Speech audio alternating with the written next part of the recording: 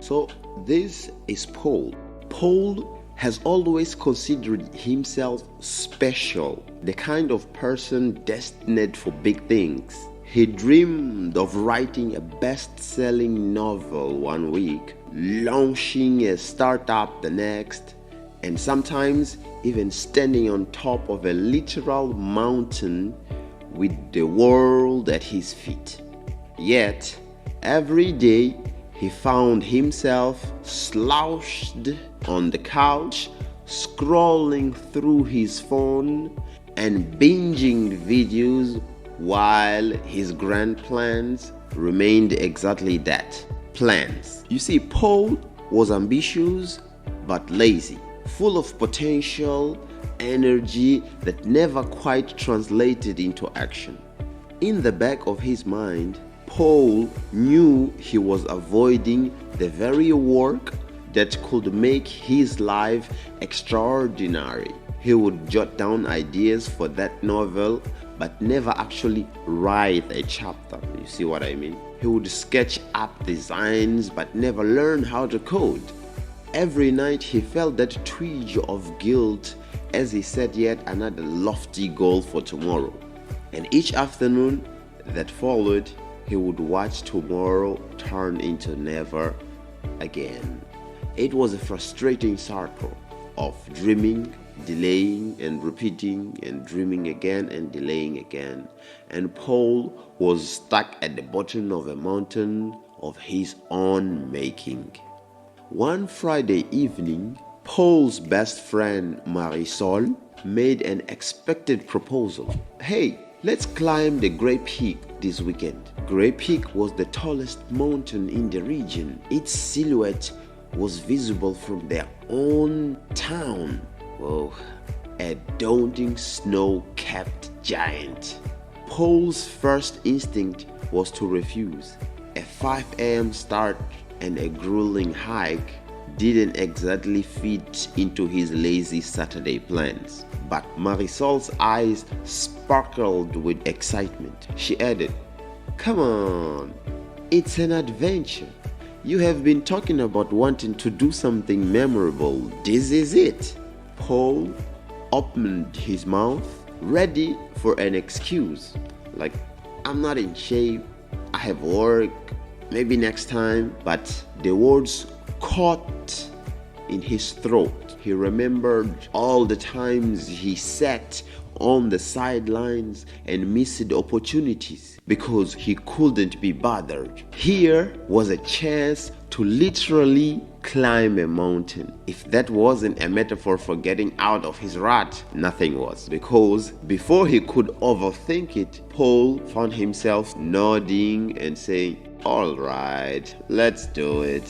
That night, for once, he put effort into preparation. He dug out an old backpack, borrowed hiking boots, and even Googled training for beginners hike at midnight. The answer was obvious. Too late to train now. I should have been doing morning runs or something weeks ago, he thought, chiding himself. Anxiety fluttered in his stomach. Great Peak loomed in his imagination, as did all the tasks he had avoided. But along with the fear was a flicker of determination he hadn't felt in a long time. Early the next morning, Paul stood at the trailhead at the foot of the Great Peak. In the pale down light, the mountain summit was hidden by wispy clouds. The air was crisp, the smell of pine and possibility. Paul shivered, not just from cold, but from the realization of what he was about to attempt. Beside him, Marisol was stretching energetically, already comfortable in this challenge. Paul felt a pinch of envy. She always seemed to follow through on her plans. He was the one who lived in perpetual planning. He looked at the peak, then down at the winding path before them. It occurred to him that his trail was like a path of tasks he had been avoiding in life. The only way to reach the top was to take the first step, and then another, and then another. There were no shortcuts. He couldn't teleport himself to the summit, and he couldn't magically achieve his dreams without any effort. This mountain is my life, he thought. That summit is what I want, and this trail is all the work I have wanted to do. Ready? Marisol asked, snapping him out of his thoughts. Paul wasn't sure he felt ready, but nodded anyway. Ready. With the sunrise just peeking over the horizon, they began their ascent. The first steps were deceptively easy. A gentle incline under a canopy of evergreens. Paul found himself enjoying the crunch of soil and leaves under his boots. It isn't bad, he mused. Maybe I can handle this. For the first hour, the hike was almost pleasant. Paul's muscles warmed up and his nerves settled into a steady rhythm. He and Marisol chatted about light topics, shows they were watching, news from friends. Paul was surprised at how cheerful he felt. Starting had truly been the hardest part, just as he had always heard. Once in motion, his body and mind began to adapt to the challenge. He even cracked a joke. Hey, maybe I'll write about this hike in my novel when I actually write it. There was a hint of self-depreciation, but also hope. Marisol grinned. There you go. One chapter about a reluctant mountain climber coming up. Bowed by the early momentum, Paul imagined himself carrying this energy forward after the hike.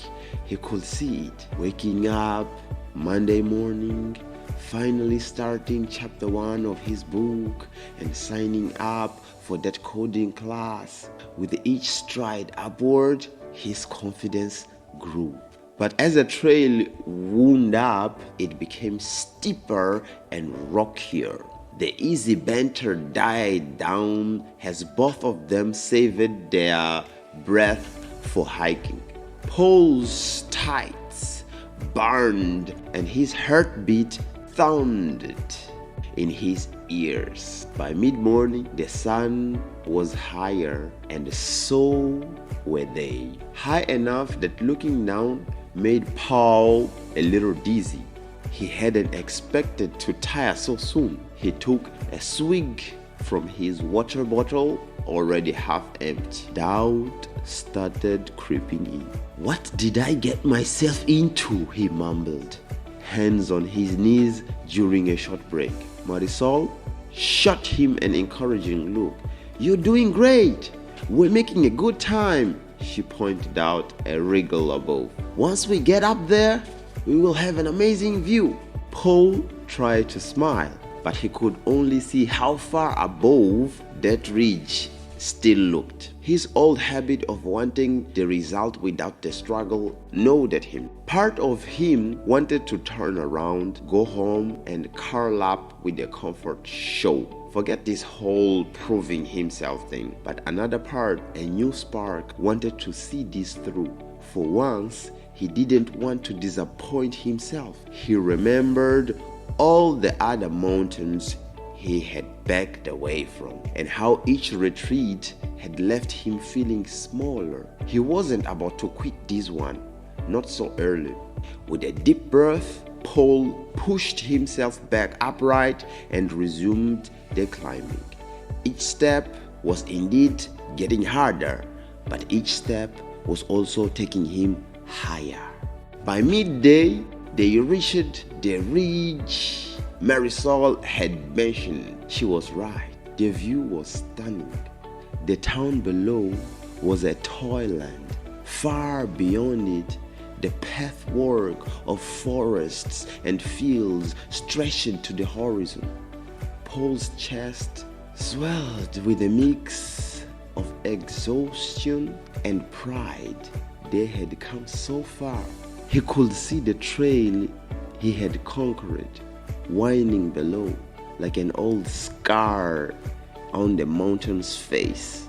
It struck him that every tough switchback and rocky path he had passed was necessary to bring them to the beautiful vantage point. Just like every challenging task is necessary to reach a goal, he thought. They ate a quick lunch of sandwiches sitting on a flat rock. As Paul rested, a chill crept into the air. He hadn't noticed it, the clouds gathering while they climbed. Now, gray fingers of fog started to snake around the ridge. Marisol frowned up at the sky. The forecast said light rains in the evening, but this looks a little bit more than that. Within minutes, a mist drizzle began. They exchanged uneasy glances. Continuing in rain would be miserable and slippery, but going back down now after coming so far, Paul felt his heart sink. It was as if the universe was testing him. How badly do you want this? We should keep moving carefully, Marisol said. If it gets worse, we will reevaluate. So they pressed on up into the clouds. The world narrowed to just the few steps of rocky trails ahead, and the sound of their footsteps. Raindrops ticked against their jackets, and Paul's muscles, which had tightened during the rest, protested at being forced to work again, now on wet, uneven terrain. Every step required more focus. His mind, free to wander in the morning sunshine, now fixated on the immediate challenges. A slippery rock here, a low branch there, a sudden gust of wind throwing off his balance. Then came the real trial. As they edged along a steeper section, the drizzle turned into cloud. Steady rain. The rain transformed into mud and lick stone. Paul's foot slipped and he fell to one knee, scraping it onto a jagged rock. Pain flared, and he let out a frustrated yell. It wasn't a serious injury, but it was enough to break his morale. This is crazy, he sputtered as Marisol helped him up. His poncho was soaked and water trickled down his neck. They huddled under a ledge of rock for a momentary respite from the downdrop. Paul's knee troubled and his confidence waned. Maybe he should just turn back, he admitted quietly. I mean, look at this weather. It's not safe. Marisol was quiet for a moment. She was shivering, her hair plastered to her forehead. It was indeed risky to continue. But the summit can't be too far now, could it? She peered upward, trying to judge the distance through sheets of rain and fog. Before she could answer, a new sound emerged beyond the patter of rain. A cheerful whistling. Out of the mist appeared an older man with a walking stick coming down the trail. He must have summited early and was now descending despite the weather.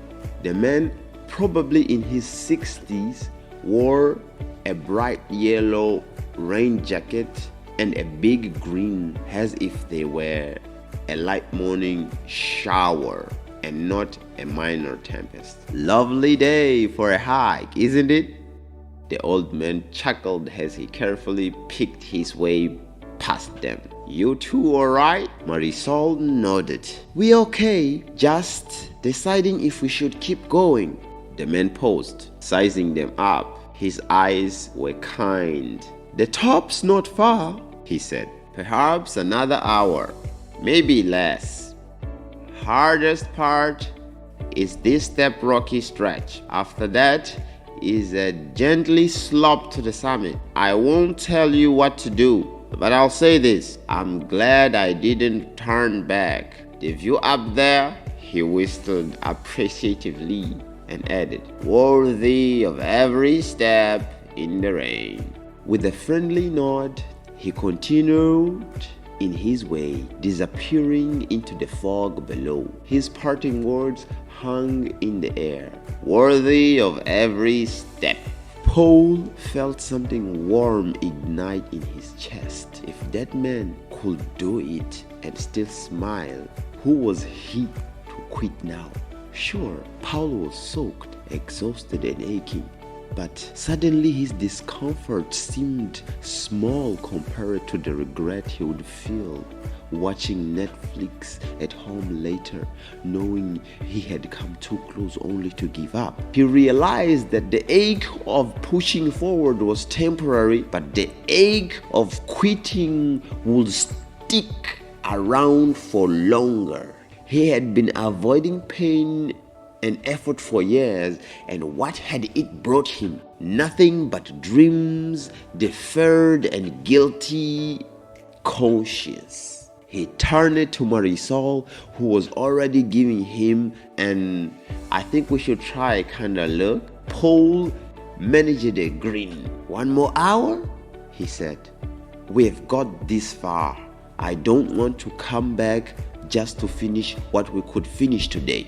Marisol's face broke into a proud smile. "Let's do it, one step at a time." So my friends, this story is a very interesting one. I hope you're liking it, and it's already very long, so I guess we are going to have it a continuation next week. Thanks for watching. If you like it, please hit the like button and subscribe so that you don't miss it when I continue with the second part next Sunday or even earlier. So let's see. See you. Bye bye.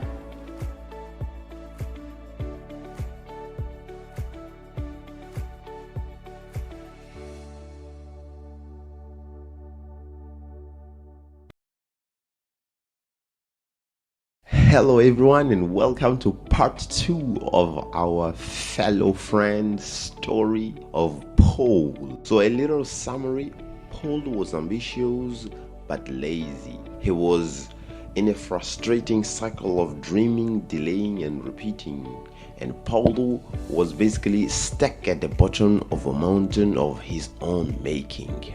And he received this invitation from Marisol. So Paul's first instinct was to refuse, but he accepted the challenge to climb the grape peak. He realized that he was a little bit late to train for it because it was just by the corner. The only way to reach the top was to take his first step. So he did it, and he realized that starting had been truly the hardest part. Somewhere on the climb, the doubt started creeping in, but he remembered all the other mountains he had backed away from. So he went forward, and every touch, sweetback and rocky path they had passed was necessary to bring them to the beautiful vantage point. Somewhere on the way, they were already giving up, but they received this sudden visit of an old man. So they came across this old man coming down the mountain in the middle of the little storm, who told them that the view up there would be worthy of every step in the rain. So they set off again, cautiously tackling the rocky incline the old man had warned them about. The wind had picked up, blowing gusts of wet, cold air at them. Paul's fingers were numb around his trekking pole, and each step required immense willpower. His mind was waged at war. One voice screamed, "Why are you doing this to yourself? This is miserable." But another voice calmer and stronger now, responded, "Because I don't want to be the person who quits every time things get hard." As they climbed, Paul found motivation in the strangest way. He started talking to the mountain under his breath, as if it were a rival or a stern teacher. "You are not beating me," he whispered after a hard section jaw clashed. When he slipped or faltered, he'd glare upward and say, "Is that all you've got?" It was a little embarrassing, but it kept his focus away from the discomfort. Marisol heard one of these remarks and laughed. "Show that mountain who's the boss." The unpredictable weather threw one last challenge. A sudden clap thunder in the distance made them both jump. For a moment, they hesitated, but it was distant and the storm seemed to be moving off to the east. Still, the adrenaline from the thunder propelled them swiftly over the final scramble of boulders. At this point, Paul's legs felt like lead, and he was running on determination alone. It reminded him of staying up all night in school to finish a project he had procrastinated on. Except this time, he had chosen the pain on purpose. Just when Paul feared the climb would never end, the ground started to level out. The rain lightened to a drizzle, and the clouds began to thin. Marisol, a few steps ahead, turned back to him an outstretched hand. "Come on, Paul," she said, beaming through the mud on her face. "We are there." He grasped her hand for the last few steps, clambering up onto a broad, flat summit. Suddenly, there was no higher to climb. They had made it. Paul stood up straight, trying to catch his breath, and then the clouds parted just enough for the late afternoon sun to break through. A golden light spilled across the mountain top, illuminating the panoramic view around them. It was as if the curtain of a stage had lightened on the world below. He could see valleys and rivers for miles, and shadows of the departing storm casting half the land in shade while the other half glowed. A faint rainbow even arched on the horizon where rain still fell. The old man was right. It was breathtaking. Marisol let out a whoop of joy, throwing her arms up. Paul just stood in awe, soaking it all in. The sight, the cold, clean air, the surreal knowledge that they were standing where they had only seen from afar all their lives. Grey Peak's summit had been a distant, neo-mythical thing on the skyline, and now it was real and under his feet. A laugh bubbled up in Paul's throat, surprising him. He laughed out loud, feeling a rush of triumph like never before. Rainwater and sweat mingled on his face, but he didn't care. In that triumphant moment, he understood something with crystal clarity. This victory was earned by every uncomfortable, strenuous step it took to get here. The view from the top wasn't just beautiful because of the landscape. It was beautiful because he had worked for it. If a helicopter had dropped him on the summit, it wouldn't have meant a fraction of what it meant.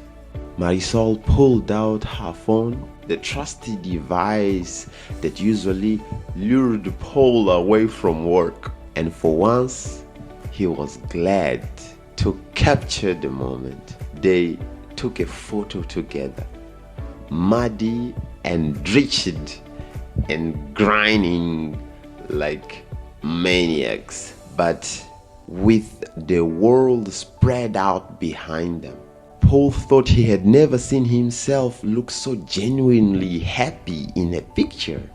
As they sat down to rest, Paul's thought wandered. He imagined how this story would sound later. Lazy guy climbs a mountain. It sounded like a movie plot, almost unbelievable to those who knew him.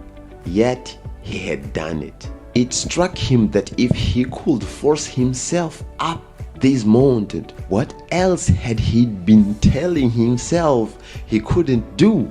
Finish a novel, launch that app. Compared to climbing an actual mountain in a storm, those life's goals suddenly felt more attainable. If he approached them the same way, one task at a time, especially the task he usually avoided. He closed his eyes for a moment, letting the realization sink in. All this time, he had been standing at the base of his dreams, staring at the peak and feeling overwhelmed by how steep the path looked. So he hadn't taken any steps, convincing himself the climb wasn't for him. But now he knew the truth firsthand. The only way to reach the life you want is through the work you avoid. There is no shortcut, but there is a path. And as difficult as it can be, every bit of progress gives you a better view than before. Paul opened his eyes and turned to Marisol. "Thank you," he said earnestly, "for convincing me to do this." He gestured around at the 360 view. "This is incredible." She smiled. "You did it yourself, Paul. I just gave you a nudge." Her eyes searched his, as if noticing the change in him. "Worth it, right?" He nodded, looking back out at the vast world below. A world that suddenly seemed fuller of possibility than ever, worthy of every step. He echoed quietly, remembering the old man's world in a grin. The journey down the mountain was easier on the lambs, though tougher on the knees.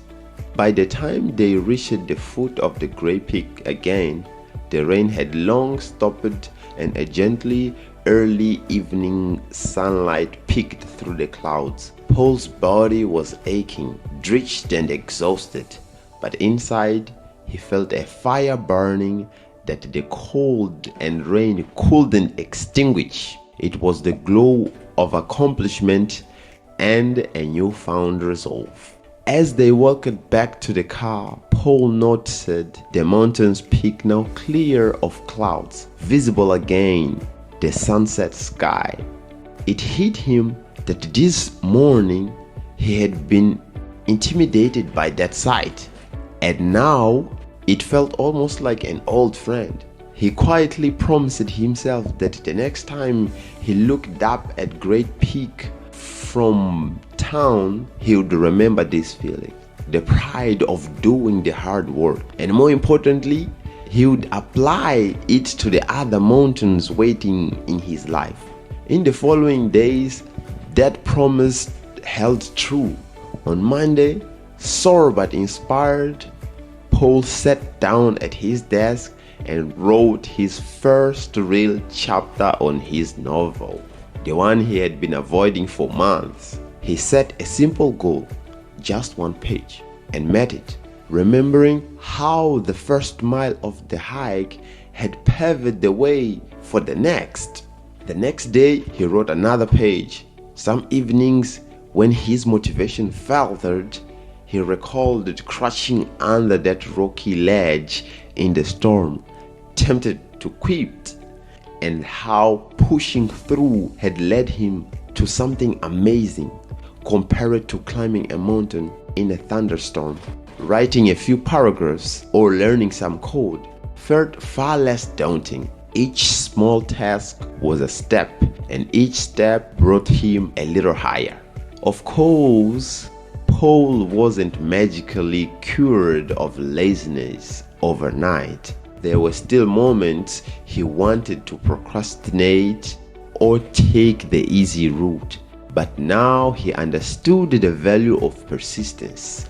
He started breaking his big goals into little hikes he could do each day. He even stuck a photo of himself and Marisol on Grey Peak at his desk as a reminder.